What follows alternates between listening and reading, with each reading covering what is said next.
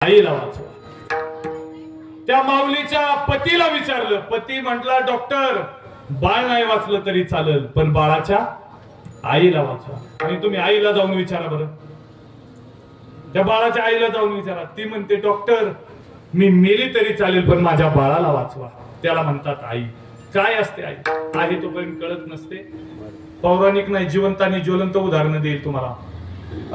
माझ्या शेजारी राजाराम अण्णा चौधरी म्हणून राहतात बरं का, महेश महाराज.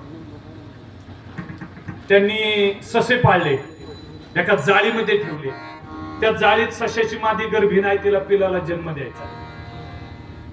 पण जन्म दिला, खाली मऊ माती नाही, लुसलुशीत गवत नाही. जन्म जर दिला तर पिलाला इजा होईल, म्हणून ती जाळीत सायरावायरा पळते. काय करावं काय करावं.